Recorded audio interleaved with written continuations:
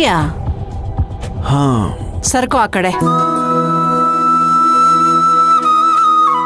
ಏನಪ್ಪ ಅಂತ ಗಹನವಾದ ಯೋಚನೆ? ಏನಿಲ್ಲ ಬಿಡಮ್ಮ. ಏನು ಇಲ್ವಾ? ತಗೋ, ಹಾಗಾದ್ರೆ ಊಟ ಮಾಡು. ನೀನ್ ಯಾಕೆ ತೊಂದರೆ ತಗೊಳಕ್ ಹೋದೆ? ನಾನೇ ಅಲ್ಲಿ ಬಂದು ಊಟ ಮಾಡ್ತೀನಲ್ಲ.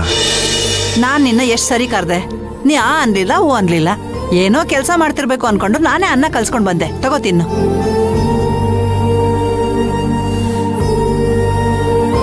ಅಲ್ಲ ಕಣೋ, ಊಟ ಬಿಟ್ಟು ಯೋಚನೆ ಮಾಡೋ ಅಂಥದ್ದು ಏನಪ್ಪ ಅದು?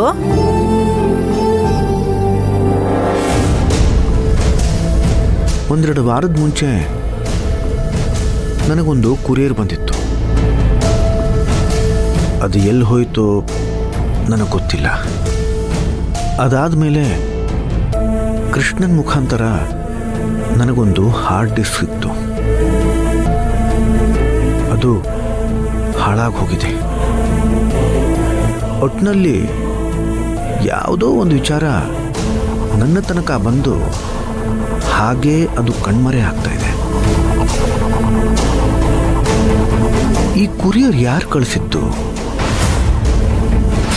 ಆ ಹಾರ್ಡ್ ಡಿಸ್ಕಲ್ಲಿ ಏನಿದೆ?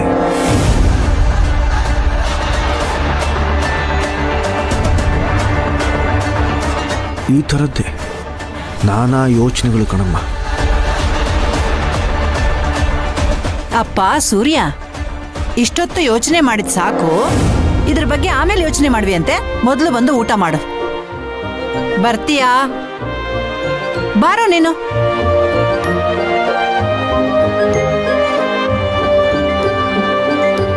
ತಗೋ, ಮೊದಲು ಊಟ ಮಾಡು. ನೀನೇ ಕೈ ತುತ್ಕೊಡು.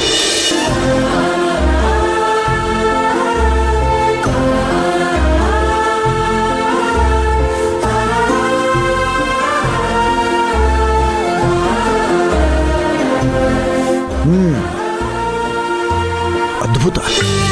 ನಿನ್ನ ಕೈ ರುಚಿ ಯಾರ ಅಡುಗೆಗೂ ಸಾಟಿ ಇಲ್ಲ.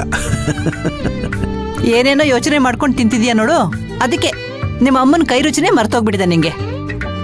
ಅಂದ್ರೆ ನಾನು ಇವತ್ತು ಅಡಿಗೆ ಮಾಡಿಲ್ಲ. ಪರವಾಗಿಲ್ಲ, ನೀನು ನಿನ್ನ ಕೈಯಾರೆ ಈ ಕೈ ತುತ್ತನ್ನ ಕೊಟ್ಟಿದೆಯಲ್ಲ, ಅದಕ್ಕೆ ನಿನ್ನ ಕೈ ರುಚಿ ಇದಕ್ಕೆ ಬಂದಿದೆ. ಯಾರು ಮಾಡಿದ್ದು?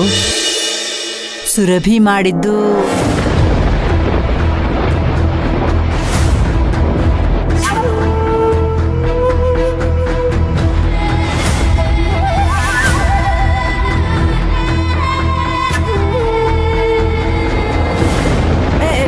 ಸೂರ್ಯ, ಸೂರ್ಯ ಏನ್ ಮಾಡ್ತಿದ್ಯಾ ನೀನು? ಕೂತ್ಕೊಳ್ಳೋ.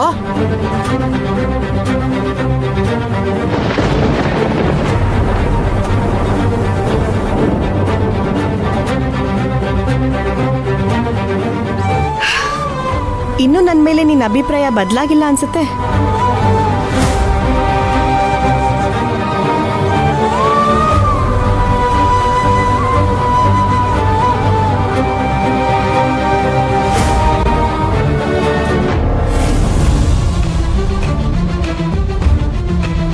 ಅವತ್ತು ನಾನು ಊಟ ಬಿಟ್ಟು ಕೂತಿದ್ದಾಗ ನೀನು ಏನು ಹೇಳಿದ್ದೆ? ಏನೇ ಸಮಸ್ಯೆ ಬರಲಿ, ಯಾವುದೇ ಸಂದರ್ಭದಲ್ಲೂ ಅದನ್ನು ಊಟದ ಮೇಲೆ ತೋರಿಸ್ಬಾರ್ದು, ಊಟಕ್ಕೆ ಮರ್ಯಾದೆ ಕೊಡಬೇಕು, ಅನ್ನಪೂರ್ಣೇಶ್ವರಿ ಕೋಪಿಸ್ಕೋತಾಳೆ ಅಂತ ಹೇಳಿದ್ದೆ. ನೆನ್ಪಿದ್ಯಾ? ಅವತ್ತು ನೀ ನನಗೆ ಬುದ್ಧಿ ಹೇಳಿ ಇವತ್ತು ನೀನೇ ಕೆಲಸ ಮಾಡ್ಬೋದಾ ಸೂರ್ಯ?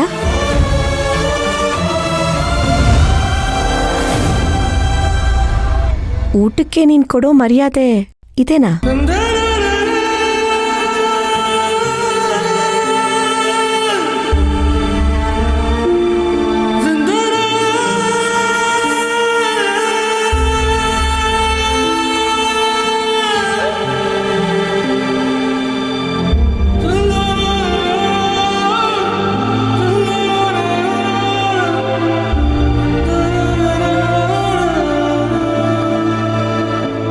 ಬಂದ್ ವಿಷಯ ಹೇಳು.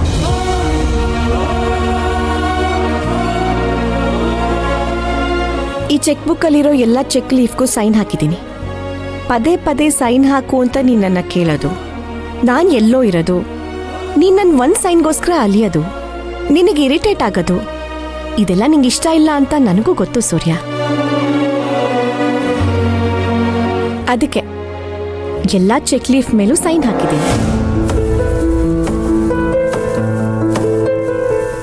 ಇದಕ್ಕೋಸ್ಕರ ನೀನ್ ನನ್ನ ಹತ್ರ ಮಾತಾಡಕ್ ಬರ್ತೀಯಾ ಅಂತ ಈ ಪರಿಸ್ಥಿತಿನ ನಾನು ಅಡ್ವಾಂಟೇಜ್ ಆಗಿ ತಗೊಳ್ಳಲ್ಲ.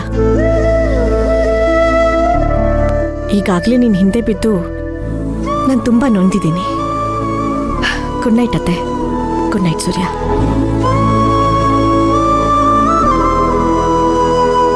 ನೋಡಿದೇನೋ, ಒಂದು ಸಾರಿ ನೀನು ಅವಳ ಮನಸ್ಸು ನೋಯಿಸಿದ್ದಕ್ಕೆ ಅವಳು ಎಷ್ಟು ಪ್ರಾಕ್ಟಿಕಲ್ ಆಗಿ ಮಾತಾಡೋದಕ್ಕೆ ಶುರು ಮಾಡಿದಾಳೆ ಅಂತ.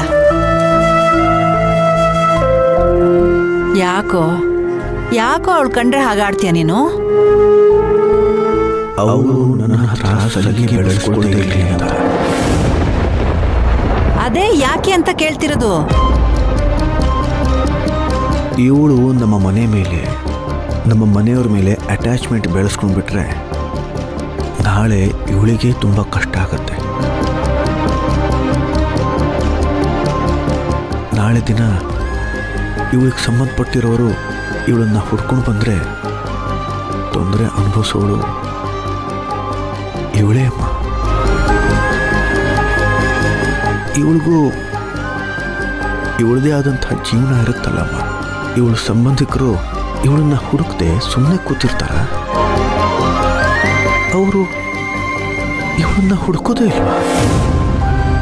ಹೇಳಿ ಕೇಳಿ ಇವಳು ಒಂದು ಹೆಣ್ಣು. ಈ ಹೆಣ್ಣನ್ನ ಕಳ್ಕೊಂಡಿರೋರು ಇವಳನ್ನ ಹುಡುಕದೆ ಸುಮ್ಮನೆ ಕೂತ್ಕೊಂಡಿರ್ತಾರ?